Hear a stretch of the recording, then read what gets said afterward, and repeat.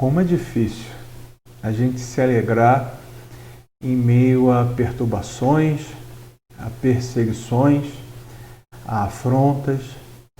Como é difícil a gente ter um sorriso no rosto, ou alegria no coração, ou louvores em nossos lábios, quando as coisas estão apertando ou quando pessoas nos pressionam de todos os lados. Como é difícil.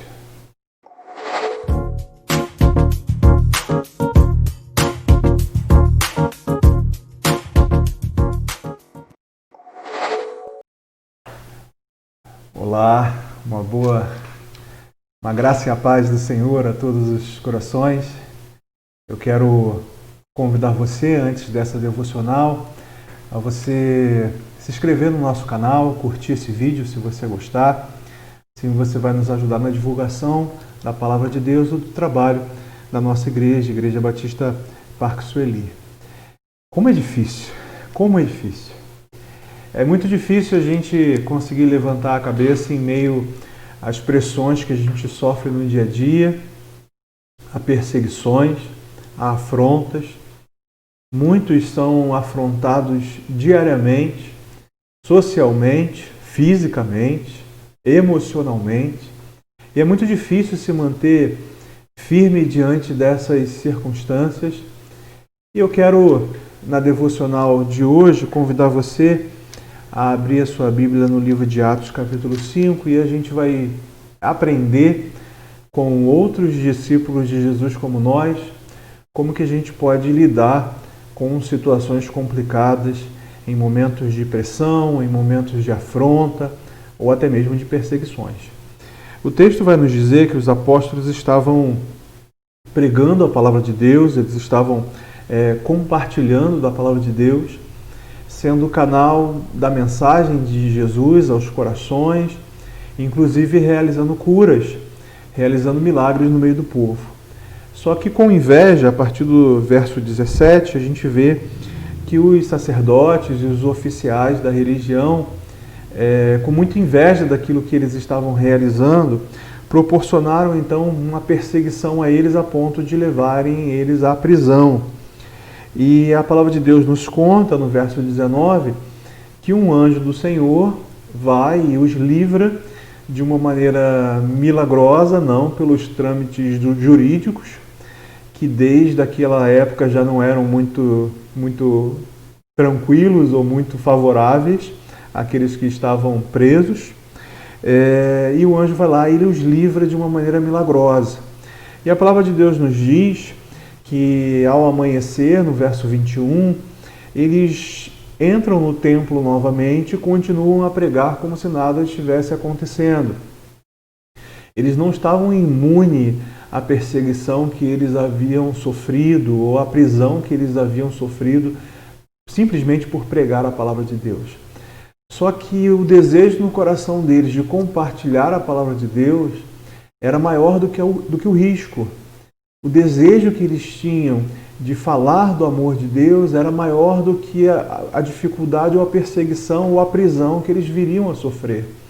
Então, por conta disso, eles não se milindram, não se amedrontam com o risco que poderiam sofrer. Eles voltam ao templo e ali novamente eles continuam a compartilhar da palavra de Deus. Até que em algum momento algumas pessoas vão até os principais sacerdotes novamente e falam: olha, aqueles homens que vocês prenderam, eles estão livres e estão pregando novamente essa mensagem sobre Jesus que eles gostam de compartilhar. E isso deixa eles muito afoitos, tanto que no verso 28 eles chegam para esses discípulos e falam assim: olha, nós lhes ordenamos firmemente que nunca mais ensinassem o nome desse homem. Eles falam: olha, nós obrigamos vocês a não compartilharem mais o nome de Jesus. E vocês estão aqui, mesmo a gente tendo prendido vocês, mesmo vocês tendo sido soltos e a gente nem sabe como vocês foram soltos, e vocês estão aqui novamente compartilhando o nome de Jesus, vocês estão novamente falando desse homem chamado Jesus. E é muito legal que Pedro e os apóstolos respondem para eles assim: olha, no verso 29, nós devemos obedecer a Deus antes de qualquer autoridade humana. Obviamente que nós, como servos do Senhor, estamos sujeitos às leis humanas, e sempre que essas leis, elas de fato expressam o bem-estar de toda a sociedade, nós devemos cumprir essas leis, nós devemos ser fiéis a essas leis também. A não ser que as leis elas ultrapassem aí a barreira da vontade de Deus ou da palavra de Deus. Aí sim, nós deveríamos ser opositores à lei dos homens se a lei de Deus nos obriga de uma outra maneira. E esse texto vai compartilhar que essa era exatamente a visão de Pedro e dos apóstolos, porque Pedro diz, vale muito mais obedecer a Deus do que aos homens. Vale muito mais pregar a palavra de Deus, ainda que seja a vontade de vocês, do que se negar a pregar, pois é a vontade de Deus que a gente pregue a palavra de Deus. E aí no verso 30, Pedro vai começar a pregar, explicando um contexto histórico de que desde os antepassados Deus já queria falar, e agora ele tinha enviado Jesus, e Jesus tinha sido crucificado. Bem, considerando todo aquele debate que vai acontecer agora, no final desse debate, das pessoas importantes ali, dos sacerdotes da religião judaica, que era Gamaliel, que era considerado um mestre, um professor entre eles, dá uma palavra de muita sabedoria a todos aqueles que estão ali, preocupados com o que estava sendo pregado pelos apóstolos, preocupados com o que estava sendo pregado por Pedro. E a palavra dele é assim, olha, no verso 38, portanto, meu conselho é que deixem esses homens em paz e os soltem. Se o que planejam e fazem é meramente humano, logo serão frustrados. Mas se é de Deus, vocês não serão capazes de impedi-los. Pode até acontecer de vocês acabarem lutando contra Deus. Gamaliel fala assim, olha, deixe esses homens em paz. Se o que eles estão pregando é de Deus, Deus vai sustentar eles. E não há nada que possa detê-los. Agora, se não é de Deus, daqui a pouquinho isso aí acaba, é fogo de palha. Nós somos enviados por Deus para pregar uma mensagem que é de Deus, a mesma mensagem de Pedro e dos apóstolos. Tanto é verdade que a mensagem deles ainda é a mesma hoje, então Deus a sustentou a palavra dele, sustentou a mensagem do Evangelho até hoje. Mas diferente de Pedro e dos apóstolos, nós muitas vezes ficamos milindres em compartilhar isso. Será que fulano vai gostar se eu transformar essa nossa conversa em uma mensagem evangelística? Será que eu vou incomodar ciclano se no meio dessa oportunidade que ele está me dando, eu compartilhar da esperança da salvação, da alegria de ter Cristo no coração? E diante dessas dúvidas, a gente se priva de falar a mensagem de Jesus, a gente se priva de compartilhar aquilo que Deus quer que a gente compartilhe. A esperança, a salvação, a graça de Deus. A gente compartilha muitas coisas.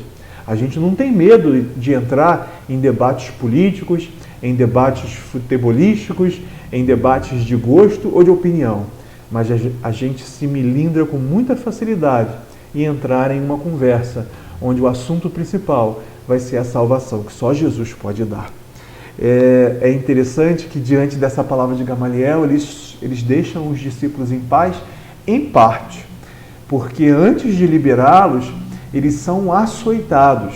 Imagine você ser açoitado, ser chicoteado, simplesmente porque você estava falando do amor de Jesus, da graça salvadora de Cristo. Nenhuma perseguição que você sofre hoje em dia deve se comparar a um açoite, a uma série de açoites como esses discípulos receberam. Mas mesmo assim, parece que o que você recebe como perseguição é maior do que isso.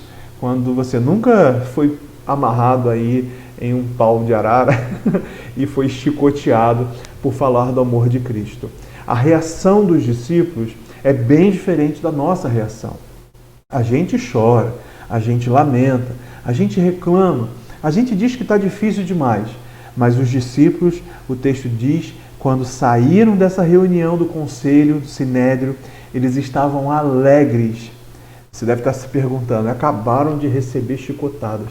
Por que estão alegres? Qual é a razão dessa alegria?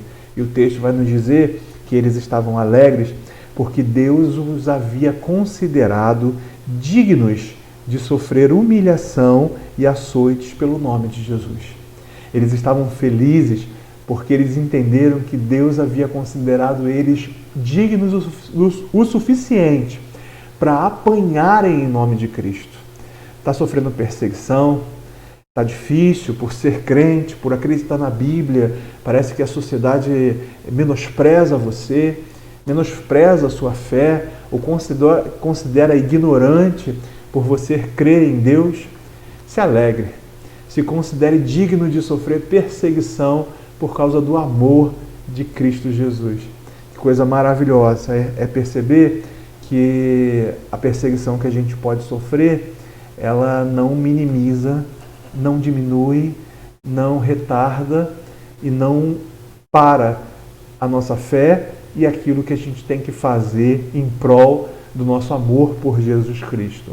O nosso trabalho por Jesus, a nossa convicção por Cristo, o desejo do nosso coração de compartilhar a palavra de Deus não deve ser minimizado pelas perseguições ou pelas afrontas que a gente possa sofrer. Depois disso, os discípulos, e o texto termina assim, os discípulos continuam a pregar o Evangelho no templo, nas casas e anunciar quem é Jesus, o Cristo, o Rei, o nosso Senhor e o nosso Salvador. Não pare, não desista. Deixe a estagnação que você está vivendo para se movimentar e se mobilizar em prol de compartilhar o amor de Cristo a todas as pessoas. Tem muita gente precisando. Mesmo que para isso você tenha que sofrer ou até apanhar, continue servindo, amando a Cristo e compartilhando desse amor. Que Deus te abençoe.